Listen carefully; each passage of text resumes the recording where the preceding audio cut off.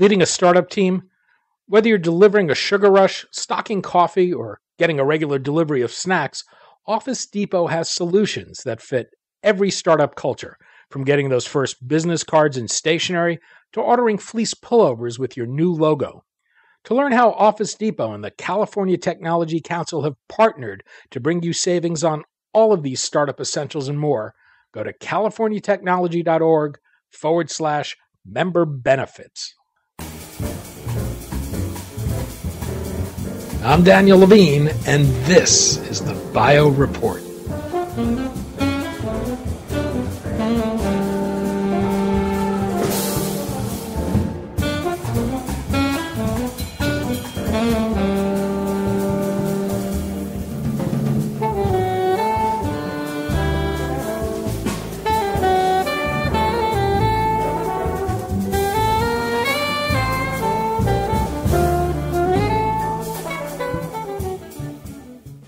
The Johns Hopkins University School of Medicine and the Salk Institute for Biological Studies are leading a $15.4 million effort to develop new systems for quickly screening libraries of drugs for potential effectiveness against schizophrenia and bipolar disorders.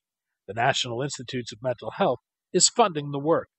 We spoke to Hongjun Song, professor of neurology and neurosciences at the Johns Hopkins University School of Medicine, about the effort, the challenges of understanding the underlying biological mechanism of these disorders, and how the consortium expects to change the development of drugs to treat mental illness.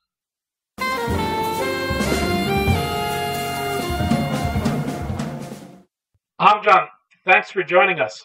Thank you for having me. We're going to discuss the recent $15.4 million award that supports a public-private partnership you're helping to lead that seeks to develop new ways of studying and screening for certain mental disorders.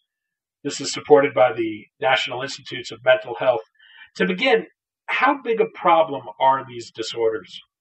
So mental disorder is really a big problem affecting many people in the United States and also across the world. They're not only affecting the people, the patient directly, but also affect their family members. So, for example, schizophrenia, bipolar disorders, they really affect a large population across the world. These have been difficult conditions to develop new therapies for. How well do we understand the biology underlying diseases like schizophrenia or bipolar disorder? So yeah, exactly right. So the drug that you couldn't use has been discovered probably decades ago.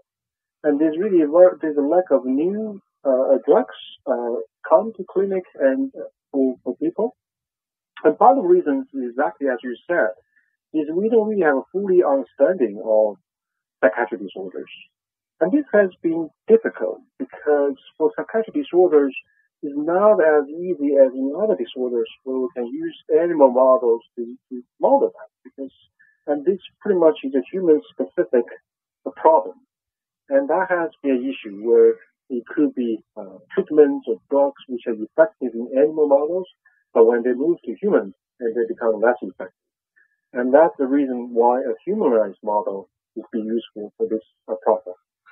One of the things you're hoping to do is use induced pluripotent stem cell technology to take donated cells from patients with certain conditions and engineer neurons that are genetically similar to the neurons of patients with these conditions. Why does that matter? What will that allow you to do? So exactly. So this is important is because now, through many years of research now, there's a good understanding that many of these psychiatric disorders, there is a genetic component, which means they pass on from parents or there's a de novo mutation accumulated. So there's a genetic cause for that. And also, we know that the genetic cause for these disorders are very complex and probably involve not only one gene, but many genes together to cause the problem. And this has been a problem because that's not easy or almost impossible to model in traditional models, for example, in rodents, in other models. And the important thing about these technologies is we know exactly and the genetic material because they are coming the exactly same patient. So we know where they come from, but also they're genetically tractable. So we can repeatedly look at the same genetic material cells over and over, try to find the treatment potentials. In addition, this is also a possibility that this is also direction for personalized medicine, because everybody are somewhat different. Some drugs work for certain people, but not work for the other. And here we also have a possibility to address that, because we are working with exactly almost identical genetic composition as the patient themselves. So as you look at these conditions, is the expectation that you're going to find that they're multiple conditions or heterogeneous? So maybe you can help me a little bit more here by what means the heterogeneous in the disease, or well, that you know that like something like breast cancer, schizophrenia comes in several different forms. Oh yeah, so I think that is actually the clinical and scientific process. We normally like to categorize them into one disease, but probably there are thousands of diseases, and they have common sort of phenotypes or outcomes, but there are also differences. So there are many heterogeneous contributions. They could be genetic, could be other, but it's very complex. It's true for cancer. Cancer is also very heterogeneous as well. Is the expectation you'll be able to engineer these cells in a way that you'll be able to do high throughput drug screening with them? That's exactly the idea. So the idea is, can we now develop approaches now we can screen these cells directly from patient and reprogram? But there's a caveat. There is a problem, a roadblock for the field. It's because these cells are not as easy to work with, and there's a lot of variabilities. And because of that, that's actually become difficult to standardize the whole process. And that really stopped us from pushing this really all the way to do drug screening as a routine, for example. Well, the other issue here, I imagine, is the complexity of these diseases from a genetic point of view. They're not monogenic. How many different patients will you draw cells from, and is there a requirement of a clinical diagnosis or some genetic-based diagnosis to use a patient's cells? You raise a very good point. So it's actually there's many flavors, there are many mutations. So actually in our consortium, we are working with over 100 lines, over 100 patients. So we have some of them which we know there's a specific mutation, and we know that mutation is very important in neurodevelopment. And the reason why we know that is because we can use genome editing technology in these cells to fix the mutation or introduce this mutation and get exactly the same phenomena. So we know that gene is important. But also, we're testing cells from patients, for example, in the case of bipolar disorders, some patients respond to recent treatment, some do not. And we also get, based on the clinical diagnosis, and we also try to treat them in the dish to get an idea whether we can segregate different patients or different cells that way. In addition, we also have cell lines derived from patients who has been diagnosed for bipolar or schizophrenia, but we have no clue where the genetic insult could be. So we have a variety of them. We hope together something can be emerging, something common, fundamental can emerge from our study. And once you have a patient's cells, the hope is to create a population of different types of brain cells. What do you hope to determine? What we hope to determine is at a multiple level of analysis, from cell biology, molecular biology, and electrophysiology, is to see what are the similarities and differences can we see. Is there anything common out of the same disorder, or there's something that can differentiate one disorder with the other, or they show different drug response. So basically, what we're trying to generate here is a database and a resource for the whole field. And eventually, people can come in and look at the data and take these cell lines to work themselves and push forward. So I think that's actually one of the goals of whole consortium, is generate a large data set for the whole field. I take it also one of the things you're trying to do is determine the genetic and molecular mechanistic differences between bipolar disorder and schizophrenia. How much of a challenge has that been for researchers? So that's actually not the major goal of this consortium. And the major goal is actually trying to standardize assays. So we have a methodology where many people in the field, both academic, pharmaceutical companies, can work on this. And the reason for that is here, we're still, as you said before, we're dealing with a very small number of patients, representative cases.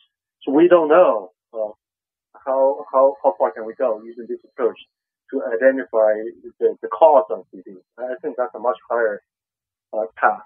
Well, one of the problems with research in this area is there's been so much variation from lab to lab in approach. What's been the consequence of that, and do you expect to be able to standardize approaches here? You're exactly right. So this is because we're dealing with human cultures, and it takes longer to grow them. So anything variability happens as they accumulate over time, and then it leads to much bigger differences. And that leads to issues of reproducibility, of different results and findings. And that's why, so NIH actually put out effort to see, can we actually standardize everything? Can we standardize the cell line quality? Can we standardize the approaches to differentiate the cells into different cell types? Can different labs, the different people in the same lab get the same result? So that's actually one of the major goals of this consortium, is cross compare and train each other to see, can we get the same standardized result? And because this is very important for eventually pharmaceutical companies to take over and to go further to the drug screen. It is the how robust is the system. Can we sort of produce and standardize? And this is actually a consortium of 4 research institutes and 2 industry partners. How well defined is each entity's role in the work? So this is very unique. The reason we put this together is because everybody has different expertise. So even within the 4 academic institutes, we have sort of expertise, experience of turning iPS cells in different cell types, in particular assays. But also, very importantly, it's actually very complementary. So, for example, the pharmaceutical and industrial partners, they are very good at standardized assays, but they are not sort of very good at initially set up those tedious assays. So by working together, so academic labs can learn from them how can industrial standards to generate an assay which is reproducible.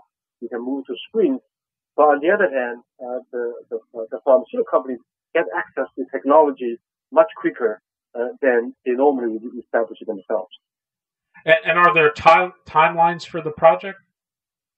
Oh, exactly. So this is not a traditional, for example, investigator-initiated grant, and this is a milestone-driven project. So we have milestones every year or every half year, which we have to reach. So we have a lot of, we actually have monthly meetings talking among the groups, and we also have consortium meetings every twice a year. And so there's a lot of efforts and there's very clear milestones we have to hit over the course of the study. Ultimately, what do you think the effect of this will be on the future of drug development for mental illness? What we hope to achieve is basically we can put a normal platform for drug development into the current ones. The current ones, people are using cell lines from stable cell lines from tumor cells or animal models. What's missing is really a more physiological system which are much more mimicking real human genetics and conditions. We hope is we can generate a standardized platform as well as a large data set. People in the field, or both clinicians and basic scientists, can take advantage of that and explore that. And I think that's really will be a very good beginning for the next decade for new generation of drug development testing. And is there any expectation this will have any benefits from a diagnostic point of view? That may be the sort of a component in that may actually come out of this study. Is because we're doing large scale of analysis of different signatures, those molecular signatures, protein signatures, metabolic signatures, and that is a potential that can come out as biomarkers. for certain disorders or indication of drug treatment. So we actually leave that open in this consortium as well.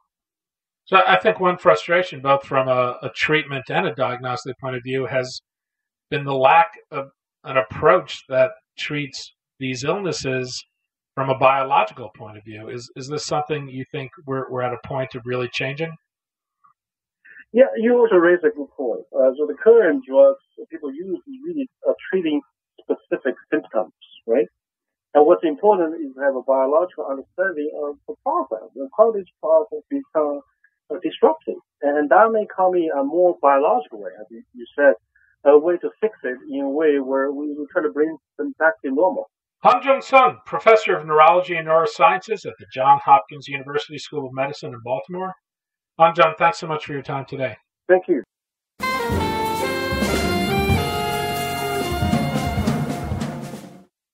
Thanks for listening. The Bio Report is a production of the Levine Media Group. To automatically download this podcast each week, subscribe to our RSS feed or through iTunes or other podcast manager. To join our mailing list, go to levinemediagroup.com. We'd love to hear from you. If you want to drop us a line or are interested in sponsoring this podcast, send email to danny@levinemediagroup.com. Special thanks to Jonah Levine, who composed our theme music, and the Jonah Levine Collective, which performs it.